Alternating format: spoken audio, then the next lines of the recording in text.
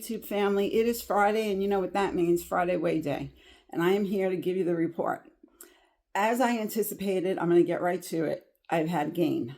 Now, I'm going to explain to you, even though I'm not making excuses, but I'm going to give you my understanding of my gain. I had a gain of 0.8. I'm not devastated. I'm not upset. I'm even not surprised, because part of it is that I also ate very late last night and got up at 5 o'clock this morning and weighed. Had I eaten earlier and had 12 hours span between my final meal and getting on that scale, it would have been a different picture. But be that as it may be, it is what it is. The reasons for why I think I've had a gain, in addition to that, because I don't think that that was a whole 0.8, I won't attribute all to that. I want to say, if let's say part of it or even all of it was a gain, I have been eating bread every other day and nuts. Now, our healthy extra Bs are not all the same calorically and nutritionally. So I want to say that I'm eating too much bread and too much nuts. And some days, as I said, when I was dropping, and too many nuts, pardon me. When I was dropping weight, I'll go back to the week I dropped 2.2. That was my first week of doing body slims, in the sense of getting fit with Rick for an hour. And I'm not counting calorie counting, because I'm not doing that.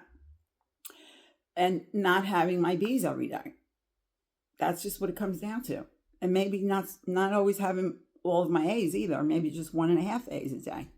So it's important that I consider these things, because as I said in yesterday's video, if you happen to catch it, even sometimes when it's okay to have something doesn't mean that I should have it, because it's not going to be in my best interest. Also, I am at the last 10 pounds, okay? Just about. And that is a whole nother ball game for me anyway. I haven't talked about the last 10 pounds because I haven't been at the last 10 pounds in such a long time that it's not even occurred to me. I happened to watch a young woman who's a vegan. I watched her this morning, and she did a video on the last 10 pounds. Some people sail through and they just continuously lose weight month to month to month until they get to their goal, and they never have the 10-pound stall, as I'll call it. They never have great difficulty with the last 10 pounds. I do, always have. So these are the things I have to look at. I have to look at my bread and my nut consumption. I also have, and cereal as well. I have to look at my body magic. I also have basically stopped that. I mean, I always walk horse, so that to me is not legit exercise, even though I'm putting it in as body magic in my app, because it counts according to Slimming World. So I'm going along with their program, okay? I'm not going to fault myself for walking her and doing 10,000 steps a day or even 8,000 steps a day. But I know inside of myself that that is not going to be enough for me to get the last of this weight off, to get back down to where I was when I reached goal, when I was on Weight Watchers and having done Nutrisystem during that time. So anyway, that's all I have to tell you regarding my weight. I have still not watched the seminar for Body Slims for this week. And I did read the summary review, but I didn't retain enough of it to even give a fair conversation about it. So hopefully I will get that done before next week comes and I don't do it at all. And I hate to see that happen, because I think that each seminar has value and is helpful to me. So that's it about that. And for this week coming, I'm just going to try to focus more. And it could also be the 647 bread. Last week, I didn't have a gain. And I had just started, I believe I just started eating the 647 bread, if I remember correctly now. I've eaten white bread, American bread before that, and I didn't have a gain. You know, as Wendi says of Wendi's healthy journey, she's an admin in the Slimmer group as well. She's talking about all the added ingredients that are in gluten-free products. And when she stopped being gluten-free and she went back to eating gluten, she lost weight. So it could be that I'm having that bread again. And I think I'm doing good because it's less calories, and I'm doing worse. So what I may do is, when I finish this loaf, just pick up the equivalent of Warburton's bread, the popular one that you use in the UK that's compliant with the Healthy Extra B. But again, in my freezer, I have a compliant one that I call compliant, which is the Ezekiel bread, which has no flour in it.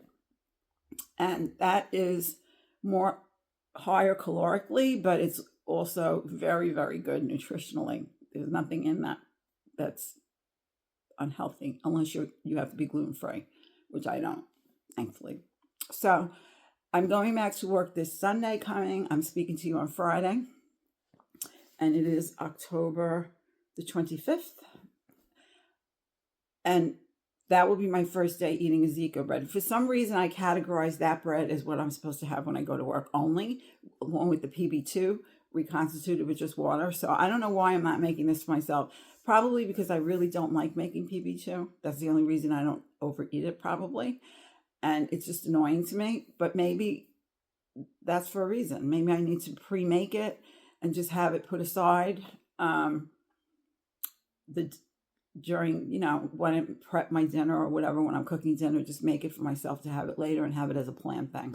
Because my friend Irene, hi Irene, I did read your message and I hope to respond before this video goes up today, where Irene has bread every evening and she's doing very well in Slimming World. And I believe, Irene, forgive me, I don't remember if you said you were at Target, but I think you have been at Target and you're doing fine. So again, each person's individual, our digestive system's individual, and different foods work on us in different ways.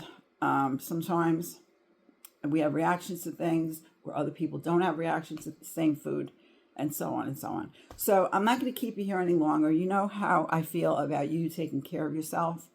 I hope you don't get tired of hearing it, but I seem to feel obligated to say it as much as possible, because sometimes there are people out there that nobody says that to, that you're important. You need to take care of yourself. And you're the only one that can do it. And you are worth it. You are worthy of that. And you are cared about.